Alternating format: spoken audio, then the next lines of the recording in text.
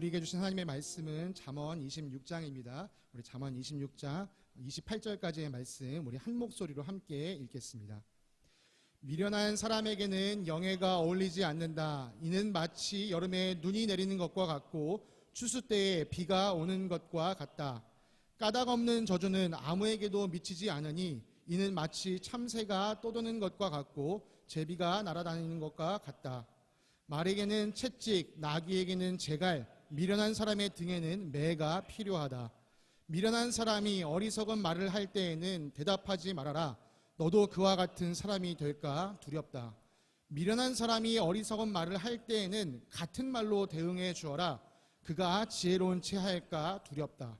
미련한 사람을 시켜서 소식을 보내는 것은 제 발목을 자르거나 폭력을 불러들이는 것과 같다. 미련한 사람이 입에 담은 잠언은 저는 사람의 다리처럼 힘이 없다. 미련한 사람에게 영예를 돌리는 것은 무림매에 돌을 올려놓는 것과 같다. 미련한 사람이 입에 담는 잠언은 술 취한 사람이 손에 쥐고 있는 가시나무와 같다.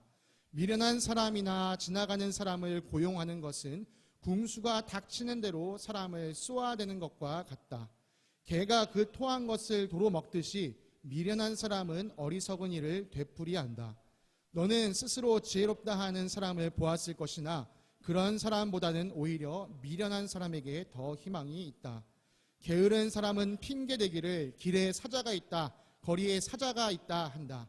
문짝이 돌적 위에 붙어서 돌아가듯이 게으른 사람은 침대에만 붙어서 뒹군다. 게으른 사람은 밥그릇에 손을 넣고서도 입에 떠놓기조차 귀찮아한다.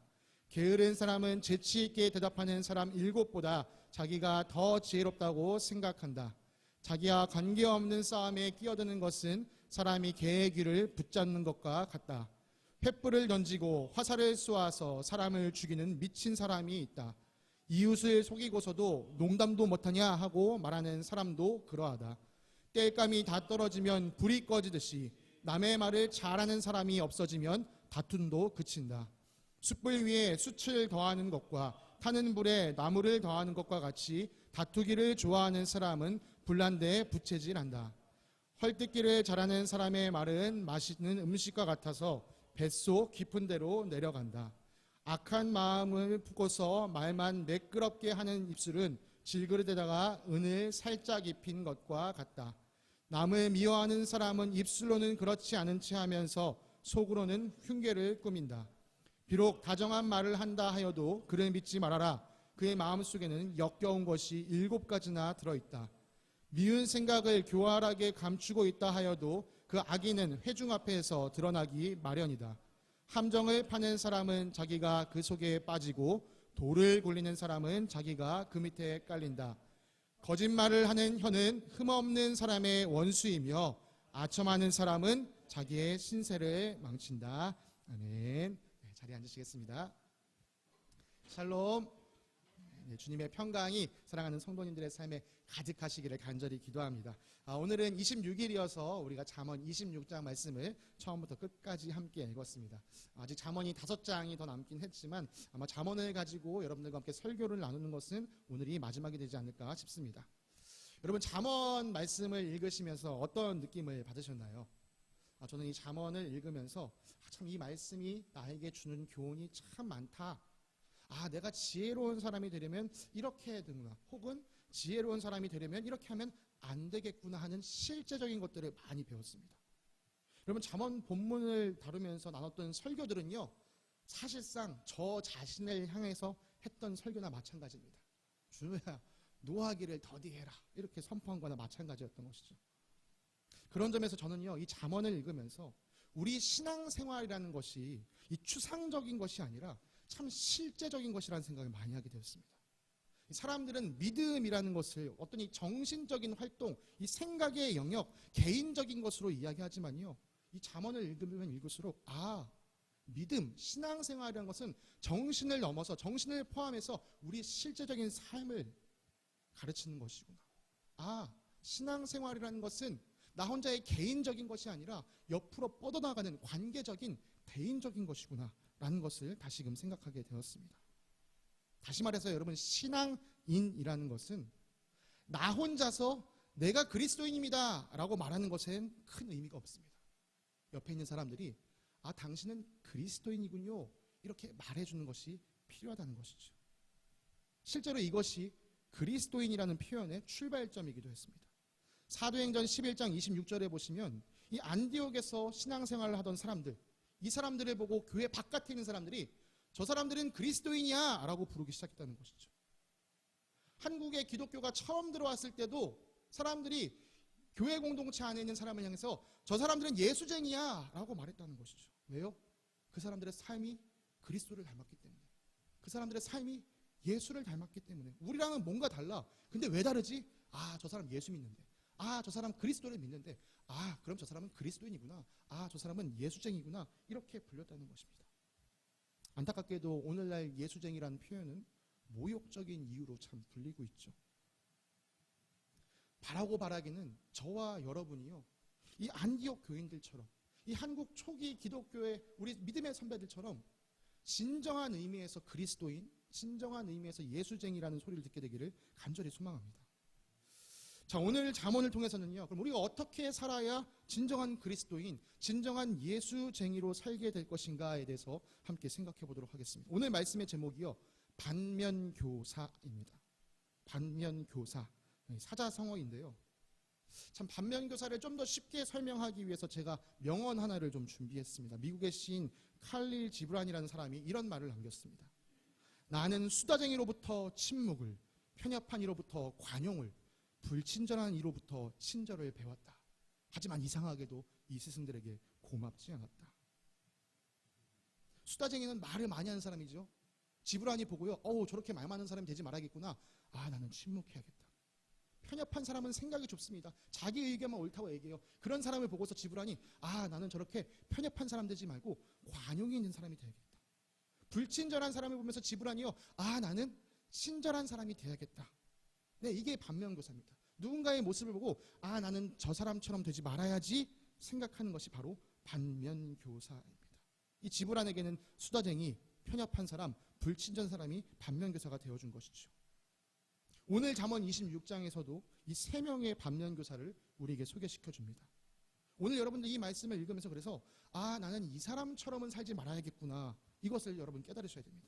우리가 2주 전에 설교에서 not A but B 라는 얘기를 했었는데요, 오늘 소개되는 사람들은 A에 있는 사람들입니다. 우리가 닮지 말아야 할 사람들. 그 첫 번째 사람은 바로 미련한 사람입니다. 1절부터 11절까지 이 미련한 사람에 대해서 이야기를 나눠줍니다. 오늘 잠언은 특별히 미련한 사람이 어떤 사람인가? 여러분, 우리가 미련하다 할 때 주로 어떤 표현을 쓰죠? 그죠? 미련 곰탱이라는 말씀입니다. 뭔가 아둔해 보이고, 뭔가 사실 여러분들 곰이 엄청 재빠릅니다. 만나시면 도망가셔야 돼요. 뭔가 둔해 보이고 뭔가 멍청해 보이는 사람을 미련 곰탱이라고 씁니다. 미련이라는 단어에는 두 가지 뜻이 있는데요, 우리가 오늘 살피는 이 미련이라는 말은 이 터무니없는 고집을 부리면서 어리석게 행동하는 것을 의미합니다. 여러분, 11절 말씀에 이런 말씀이 있었습니다.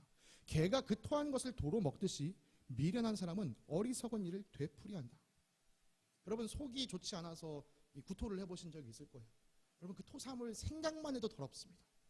그런데 짐승들은 자기가 토한 그 토사물을 다시 핥아먹는다는 거. 여러분, 저 사실 말씀 준비해서 비위가 너무 상해서 속으로 헛구역질을 몇 번 했는지 모릅니다. 지각이 없는 동물은요, 더러운 것을 모릅니다. 그래서 그것을 그렇게 핥아먹습니다. 그러나 지각이 있는 사람은 그렇게 하지 않죠. 마찬가지로 이 미련한 사람은 지각이 있는 사람이 보기에는 이해되지 않는 어리석은 일을 끊임없이 되풀이합니다. 터무니없는 고집을 계속 부리는 것이죠. 여러분, 우리가 잠언을 읽으면서 계속 어떤 얘기했습니까? 훈계를 귀 기울여 들어라. 너 교훈을 귀 기울여 들어라. 미련한 사람은 절대 듣지 않습니다. 자기가 옳다고 끊임없이 고집을 피웁니다. 그런 점에서 어떤 사람이 미련한 사람이라고 얘기할 수 있습니까? 계속해서 똑같은 죄를 반복하며 지으면서 살아간 사람, 그 사람이 미련한 사람이라고 할 수 있습니다.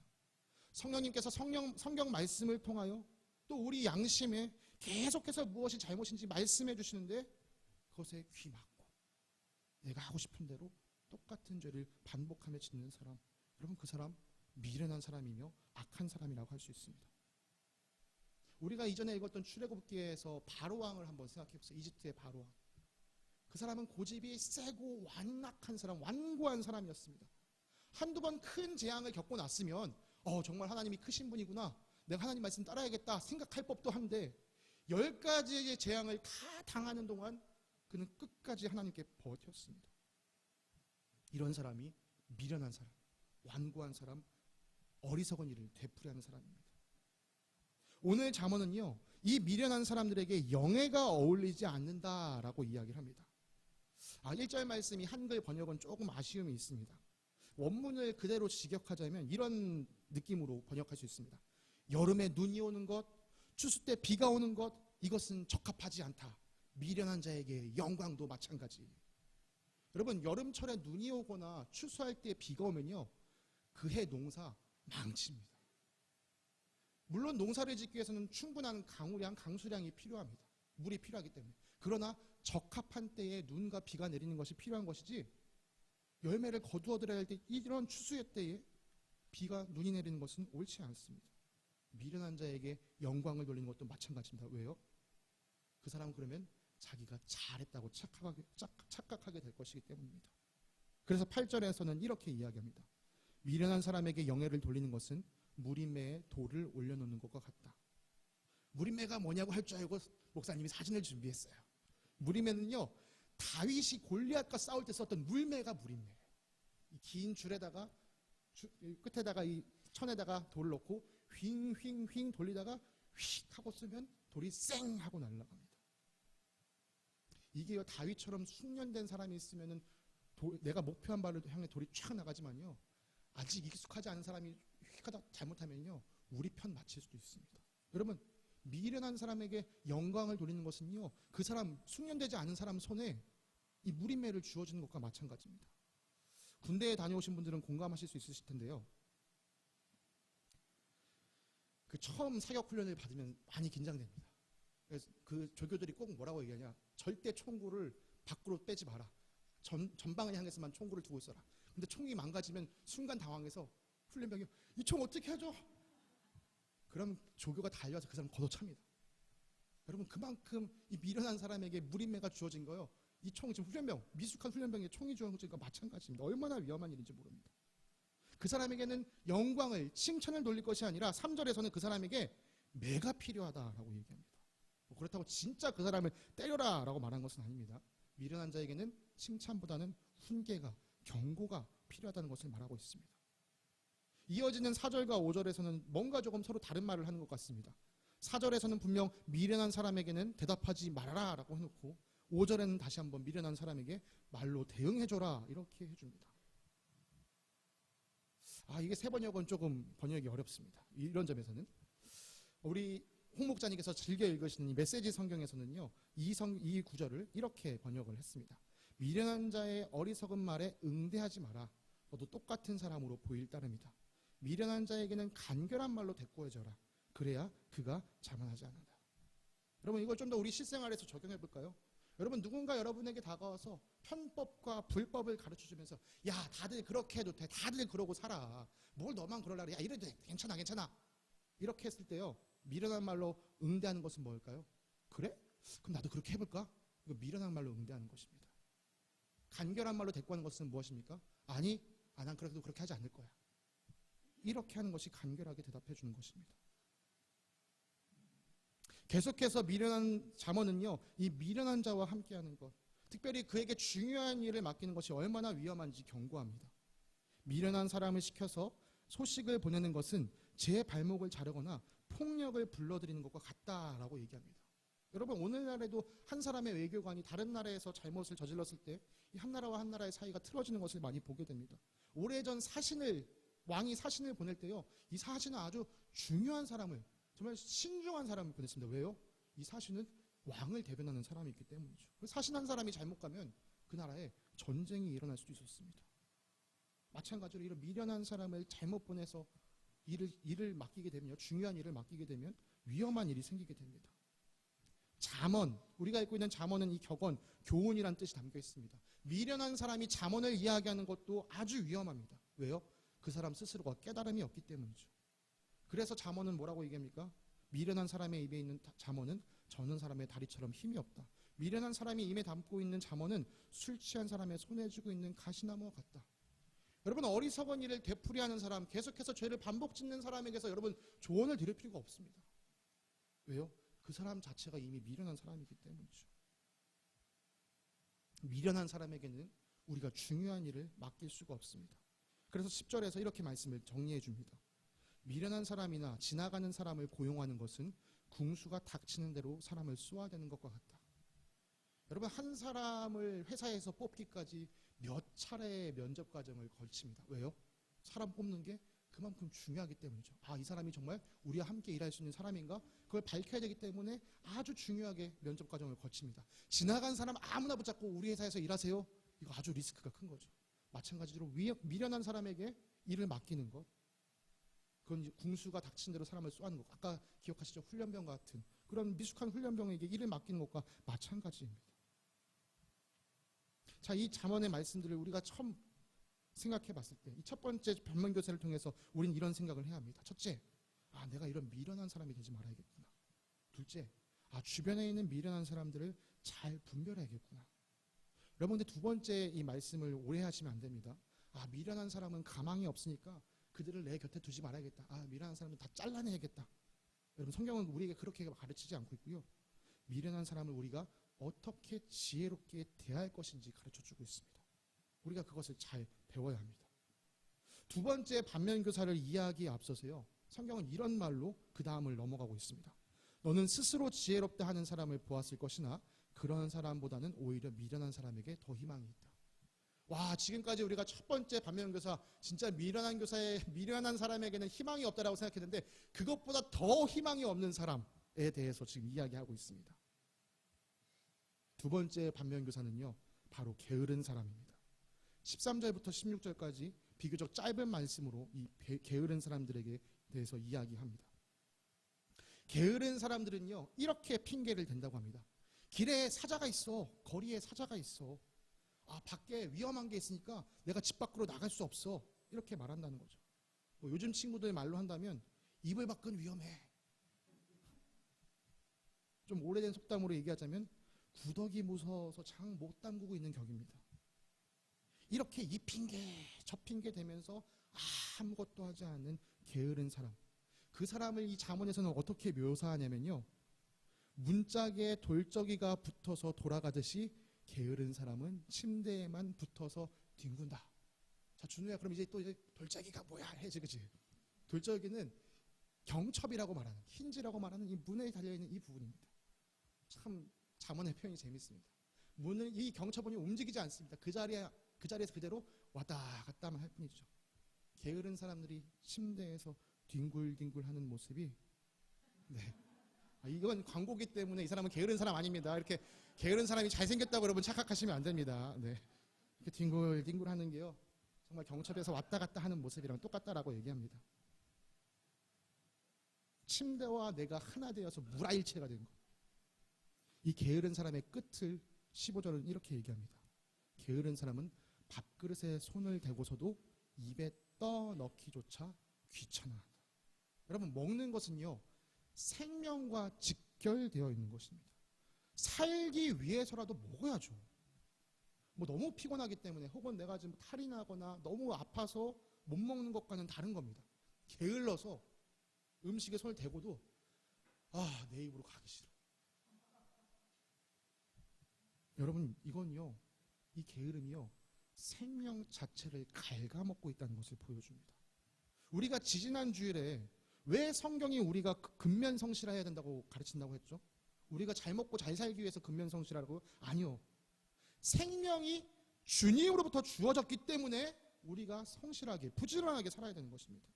하나님께서 나에게 주신 이 시간을, 하나님께서 주신 나의 이 생명을 귀하게 여기면서, 하나님께서 나에게 생명을 주실 때, 이 시간을 주실 때 나에게 맡기신 사명이 있다는 것을 기억하면서 부지런히 살아야 한다. 이것이 성경이 말하는 근면성실이라고 말씀드렸습니다. 게으른 사람은요, 하나님께서 자신에게 시간을 주신 것을, 이 생명을 주신 것을 무시하고 살아가는 겁니다. 게으른 사람은 생명을 허비하고 있는 것이죠. 그럼에도 불구하고 게으른 사람들은요, 아까처럼 핑계가 있습니다. 아, 내가 이렇게 하는 건 거리에 사자가 있어서 그런 거야. 아, 내가 이렇게 하는 건 무슨 위험이 있기 때문이야. 아, 내가 차라리 그렇게 하는 것보다 안 하는 게 낫기 때문에 내가 안 하고 있는 거야. 게으른 사람들은 자기 나름대로의 생각이 있습니다. 그 자기의 게으름에 합당한 이유를 댑니다. 그래서 그 사람들은요, 자기 자신이 지혜롭다라고 생각합니다. 게으른 사람은 재치 있게 대답하는 사람 7보다 자기가 더 지혜롭다고 생각합니다. 여기서 재치라는 표현은 분별력, 판단력이라고 이해하시는 것이 좋습니다. 분별력 있는 사람보다 내가 7배는 더 지혜로워. 여러분들 아까 12절에 무슨 말씀이 있었죠? 스스로 지혜롭다는 사람을 보았는데 그런 사람보다 오히려 미련한 사람이 더 희망이 있다. 게으른 사람이요, 정말 희망이 없는 사람입니다. 부디 여러분 이런 게으른 사람 되시지 않아야 합니다. 오늘 성경에서 말하는 마지막 반면교사, 3번째 반면교사는요, 불화와 다툼을 일으키는 사람입니다. 18절에 보시면 횃불을 던지고 화살을 쏘아서 사람을 죽이는 미친 사람이 있다라고 얘기합니다. 문자 그대로 정말 횃불을 던지고 화살을 쏘는 것이 아니고요, 상대방을 향해서 이 거친 언사를 하는 사람을 이야기한다고 볼 수 있습니다. 19절에 보면 자기 이웃을 속여놓고서도 농담도 못하냐? 이렇게 말하는 사람이라고 얘기합니다. 막 상대방이 분명 악의를 가지고 자기 해놓고서 말해놓고서 상대방이 화를 내면 아, 야, 농담이야, 농담, 장난이야, 장난, 뭘 그러고 가지고 정색해. 이런 사람이 횃불을 던지고 화살을 쏘는 미친 사람이라고 성경은 얘기합니다. 신약의 잠언이라고 불리는 야고보서에 가면요, 작은 불이 큰 숲을 태우는데 혀가 마치 그런 불과 같다라고 말합니다. 오늘 잠언을 여러분 다시 한번 살펴보시면요, 불과 관련된 단어들이 여러 번 나오는 것을 볼 수 있습니다. 횃불을 던진다, 땔감이 있다, 숯불에 숯을 더한다, 부채질을 해준다. 누군가는 험한 말로 다른 사람의 가슴에 불을 지르는 사람들이 있습니다. 다툼을 일으키는 사람들이죠. 네, 그래서 다시 한번 말씀드리자면 이 다른 사람 가슴에 불을 지르는 사람, 다투기를 좋아하는 사람은요, 말을 함부로 하는 사람이라고 할 수 있습니다. 여러분, 입을 잘 다스리셔야 합니다. 제가 오늘뿐만 아니라 여러 번 설교를 통해 말씀드렸는데요, 그리스도인이 이 세상과 구별된 삶을 살아내려면요, 가장 먼저 해야 되는 것은 바로 이 말을 잘 다스리는 겁니다. 특별히 오늘 잠언을 통해서 우리가 주의해야 할 것들, 여러분 이렇게 함께 살펴보기 원합니다. 이 말에 관해서 우리가 무엇을 주의해야 할까? 이 몇 가지만 더 함께 정리해 보기 원하는데요. 첫 번째, 자기와 관계없는 싸움에 끼어드는 것, 여러분 하지 마십시오. 특히 요즘은요, 온라인을 통해서요, 이런 일들이 많이 일어납니다. 어떤 기사나 영상을 보고 거기다가 내 의견을 탁탁탁 달았더니만 누군가 거기에 반박 의견을 달면 거기서부터 아주 피 튀기는 설전이 이어집니다. 부끄럽지만 저도 그런 적이 한 번 있었습니다. 제가 20대 초반 때 어떤 기사를 읽고 아이씨, 뭐 이런 일이 있어 하고 막 제 생각을 썼더니요, 누군가 거기에 반박하는 글을 썼더라고요. 이 자식 봐라 하고 제가 거기다 또 글을 달았는데 그렇게 1시간을 서로 말다툼을 했습니다. 승자도 없는 아픔만 있는 싸움이었습니다. 참 이런 일들이요, 요즘 젊은이들 사이에서 정말 비일비재하게 일어납니다.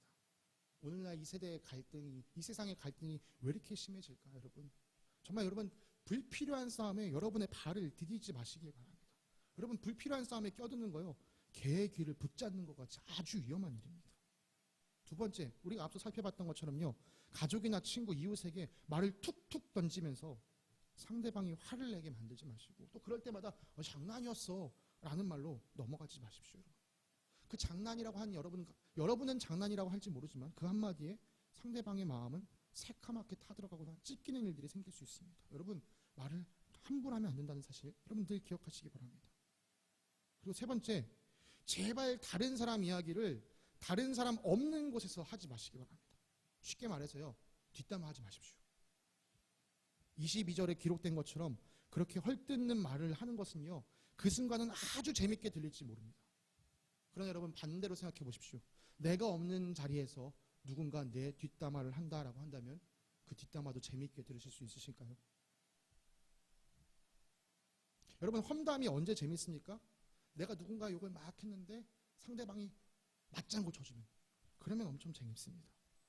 그래서 막 이야기가 꽃이 핍니다.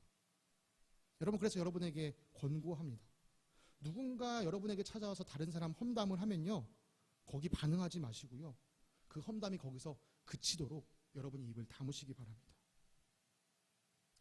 제가 여러분 앞에 고해성사를 한 가지 하자면, 사실 어제 제가 누군가의 험담을 하는 일을 저질렀었습니다. 아내가 이제 주변 지인이 어려운 일을 당한 거를 저한테 얘기를 해줬는데, 그 얘기를 듣는 순간, 아니 그 사람은 왜 그딴 식으로 그 사람한테 대했대 하면서 막 제가 그 사람 욕을 막 하기 시작했습니다. 그러고 나서 아차했어요. 와, 나 방금 전까지 설교분에 험담하지 말라고 했는데 내가 지금 설교를 앞두고 험담하고 있네. 제가 아내 앞에서 용서를 빌었습니다. 내가 내일 설교를 해야 되는데 험담하지 말라는 이야기를 하면서 내가 당신 앞에서 험담을 했어. 나 용서해줘 라고 얘기하면서 거기서 이야기를 우리가 멈췄었습니다. 여러분, 이렇게 순식간에요, 제가 분명 설교를 준비하려고 말씀을 읽었음에도 불구하고 순식간에 우리 마음은요 거기에 휩싸이기가 쉽습니다. 여러분, 험담하는 자리에서 입을 다무시기 바랍니다. 넷째, 어떤 사람은요 겉과 속이 다른 말들을 술술 뱉어냅니다. 그러나 우리는 그렇게 하지 말아야 합니다. 악한 마음, 미워하는 마음을 품고 있으면서도 그렇지 않은 척 거짓을 벌리지 마셔야 합니다. 그렇다고 해서 내가 저 사람 미워하는 마음이 있으니까 내가 이빨린말 하지 않고 그냥 너 미워 이렇게 얘기할 거야. 여러분, 이 말하는 것도 아닙니다. 성경은 무엇을 가르치는 거죠? 사실은 미워하는 것 자체를, 미워하는 그 마음 자체를 없애라는 얘기를 하고 있는 것이죠. 그러나 여러분, 만약에 내 마음 가운데 지금 화가 일어나서, 미움이 일어나서 그것이 잘 조절되지 않거든 억지로 나를 포장하기 위해서 번지질을 한 말로 상대방을 속이지 마시기 바랍니다. 이때도 마찬가지로 침묵하시는 것이 더 낫습니다. 그리고 그 자리를 떠나서 주님 앞에 나아가셔서 내 마음에 있는 미움을 토로하시고 그것을 사라지게 해달라고 기도하시기 바랍니다. 여러분, 아무리 멋진 말로 포장해도 그 마음속에 있는 것은, 그 악한 생각은 결국에 드러나기 마련입니다. 그리고 결국 그것은 악한 결론, 나쁜 결론을 맞이하게 될 뿐입니다. 그런 점에서 마지막 28절 말씀을 새겨볼 필요가 있습니다. 거짓말을 하는 혀는 흠없는 사람의 원수이며 아첨하는 사람은 자기의 신세를 망친다. 오늘 우리는요, 이 잠언 말씀을 통해서 우리가 닮지 말아야 할 반면교사, 세 부류의 반면교사에 대해서 살펴봤습니다.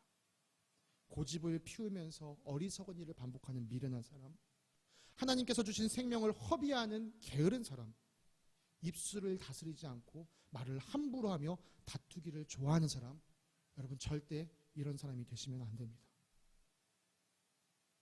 교육학적으로나 심리학적으로나요, 사실은 이 부정명령문보다는 긍정명령문으로 가르치는 것이 좋다고 합니다. 다시 말해서 하지마 하는 것보다 이렇게 해 대안을 주는 게 더 낫다는 말이죠. 바울은 빌립보 교인들에게 당당하게 이렇게 얘기했습니다. 나를 본받으십시오. 바울이 이렇게 자신 있게 말할 수 있었던 이유는 한 가지입니다. 그가 예수 그리스도를 본받는 삶을 살아가고 있었기 때문이죠. 물론 이것이 바울이 작정했다, 우리가 작정한다 해서 이 삶이 사라지는 것은 아닙니다. 이것을 위해 바울은요, 날마다 나를 죽이고 예수 그리스도 앞에서 사는 삶을 살아갔습니다. 다시 말해서 성령님께 붙들린 삶을 살아갔습니다. 매일같이 기도하는 일에 힘썼고 매일같이 말씀 앞에 나아가는 일에 힘썼던 것이죠. 저 역시 바울처럼 여러분에게 당당하게 여러분 저를 본받으십시오 이렇게 말하고 싶지만, 아까 말씀드린 것처럼 그러기엔 저는 아직 너무나도 부족한 삶이 많습니다. 그럼에도 불구하고 저는 여러분에게 이렇게 외치고 싶습니다. 여러분, 저도 지금은 계속해서 예수 그리스도를 닮아가는 중입니다. 여러분도 예수님을 닮기를 소망하시기 바랍니다. 여러분, 우리는요, 예수님 닮아가는 사람들이 되어야 됩니다.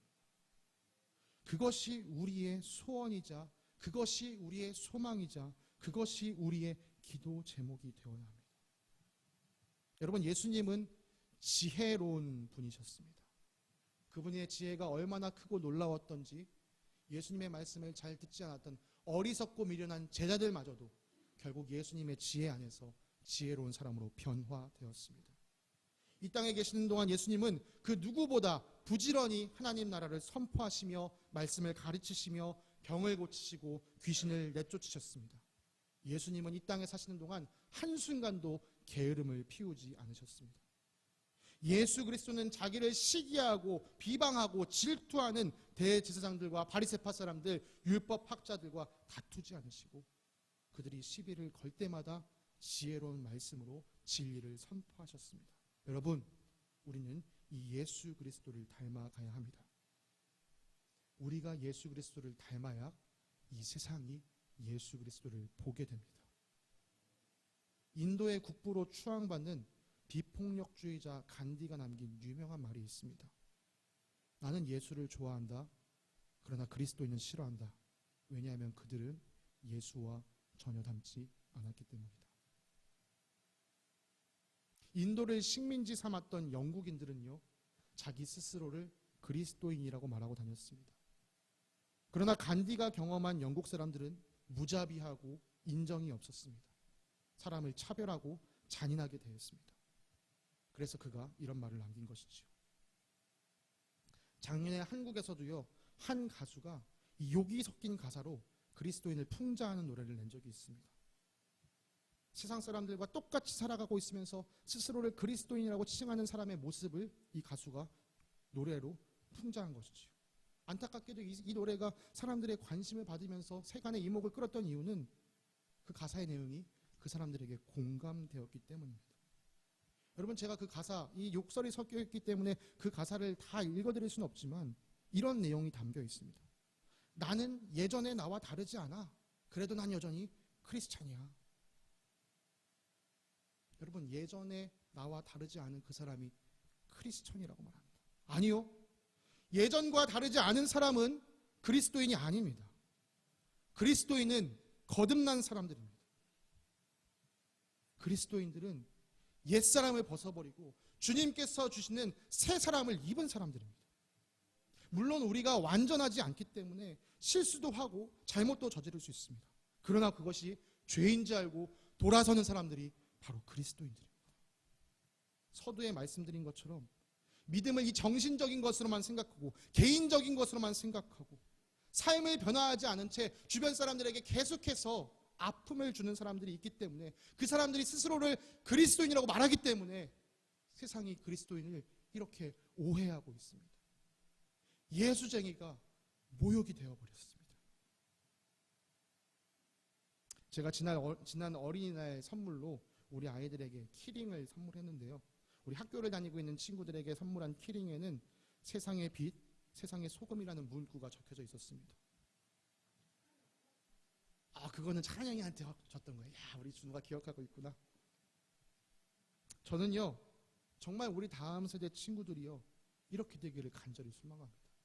우리 아이들이 이 어두워져가는 세상 가운데 빛이 되고 이 썩어져가는 세상 가운데 소금이 되기를 간절히 소망합니다. 이 아이들이요, 안디옥 교인들처럼 우리 믿음의 선배들처럼 진정한 의미에서 그리스도인, 진정한 의미에서 예수쟁이라고 불리게 되기를 간절히 소망합니다. 여러분, 우리 아이들이 그렇게 자라나려면 우리가 먼저 이들에게 본을 보여줘야 합니다. 사랑하는 겨자씨교회 성도 여러분, 우리는 이 세상에 예수 그리스도를 드러내는 사람들입니다. 우리가 깨끗하면, 우리가 깨끗한 거울이 되면 우리를 통해서 예수 그리스도의 생명의 빛이 세상에 환하게 비추겠지만, 우리가 더러우면 이 빛이 제대로 반사되지 못해서 세상은 예수님을 오해하게 될 것입니다. 사랑하는 성도님들, 오늘 이 잠언 말씀에 나타나는 반면교사들의 모습, 우리의 옛 모습을 끊어내시기 바랍니다. 이제는 이전과 전혀 다른 새로운 삶을 사셔야 합니다. 예수 그리스도를 닮은 삶을 저와 여러분이 살아내기를 간절히 소망합니다. 말로써 복음을 전하는 것만큼이나, 아니 그보다 더 삶으로 복음을 드러내는 것이 강력한 힘이 있습니다. 다가오는 한 주 동안 예수님을 삶으로 드러내며 살아가는 저와 여러분들 되시기를 간절히 바랍니다. 함께 기도하겠습니다. 사랑과 은혜가 풍성하신 하나님 아버지, 오늘 말씀을 통하여 우리가 멀리해야 할 삶이 어떤 모습인지 가르쳐 주심에 감사드립니다. 주님, 어리석은 죄를 반복하며 짓고 사는 미련한 사람이 되지 않게 하시고, 하나님께서 주신 생명을 허비하는 게으른 사람 되지 않게 하시고, 주님께서 주신 이 생명의 입술을 가지고 저주의 말을 퍼붓는 악한 말을 하는, 다툼을 좋아하는 사람 되지 않도록 우리를 붙들어 주시옵소서. 주님, 이것들과 반대되는 삶을 사셨던 예수 그리스도의 삶을 오늘날 이 땅에서 재현하며 살아나가는 저희들 될 수 있도록 붙들어 주시옵소서. 우리에게 이 능력 주실 주님께 감사드리며 거룩하신 우리 주 예수 그리스도의 이름으로 기도드립니다. 아멘.